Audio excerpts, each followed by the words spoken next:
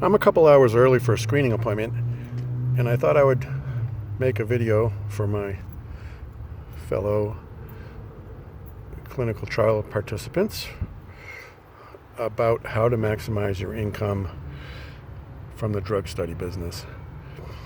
If I were to ask you how to make the most money in the drug study business over 10 years, you would probably say, well, a lot of people would say that you have to choose the studies with the highest payouts. If you said that, you would be leaving out 3 out of the 4 important things to do. The other 3, you do have to pick the studies that pay best, obviously, but the other 3 things are, what are you doing with your time while you're on a study? Is that producing money? What are you doing with your time when you're not on a study? Is that producing money?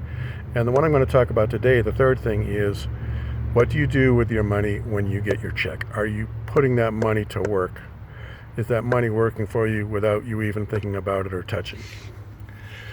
To illustrate the importance of that third point, that fourth part of making money, this is a hypothetical story, but it uses real numbers. 2 different lab rats they do the same studies for 8 years. So after 8 years, they've both made the exact same amount of money from studies.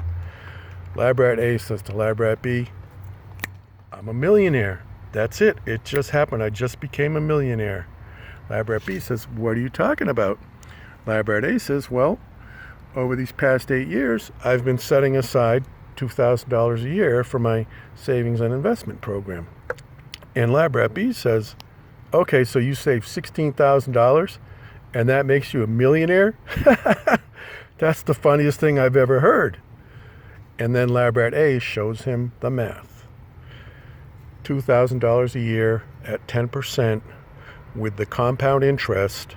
After you've saved that $16,000, you can stop saving. You don't have to put another penny into that program for the rest of your life, and you will have $1 million, $1,035,000 waiting for you when you're age 65. Lab rat B says, oh, well, shit. How can I get in on this? Lab rat A says, whoa, you're not laughing anymore. Lab rat B says, no, I want to get in on this. Well, Lab rat A says, well, you can start saving now, but since you waited 8 years to start saving, you're going to have to save for 38 years to make the $1 million instead of the 8 years that I did. You're going to have to save for 39 years, actually, $78,000 instead of $16,000 to make that $1 million. So it's very important to start early with the saving investing, and makes a huge difference.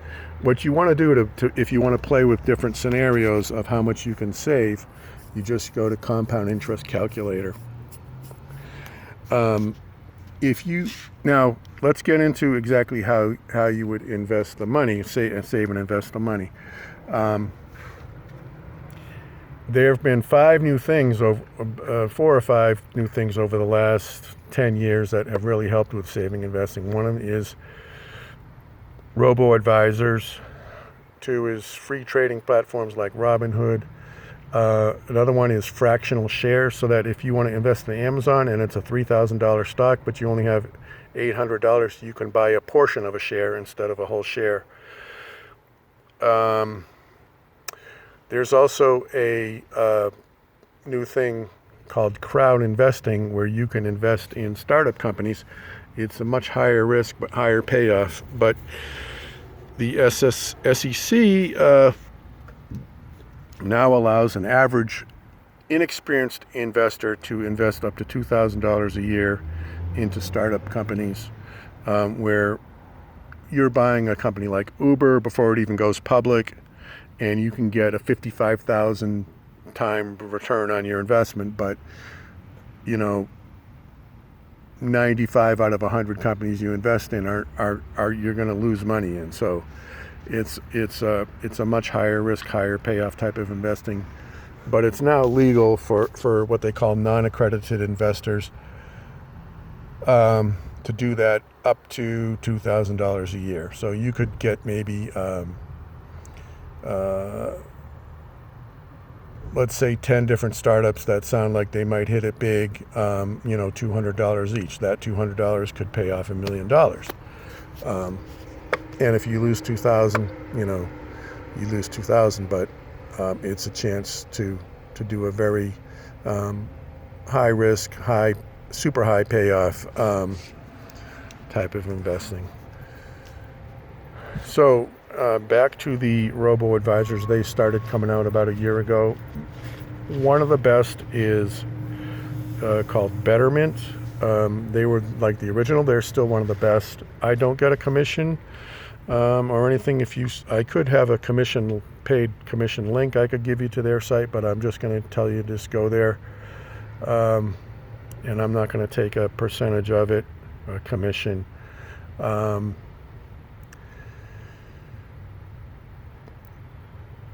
A robo-advisors is basically a computer that picks your stocks.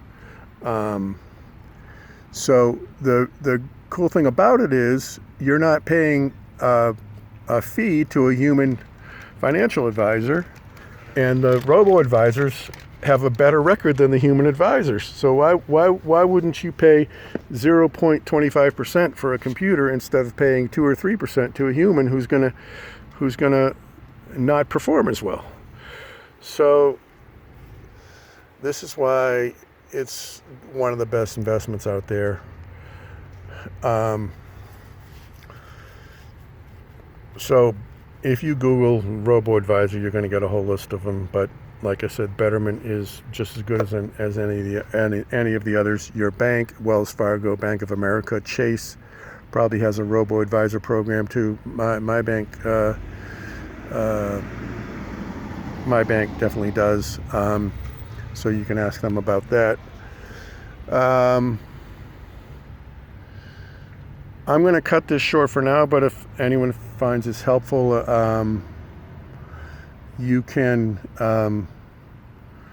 DM me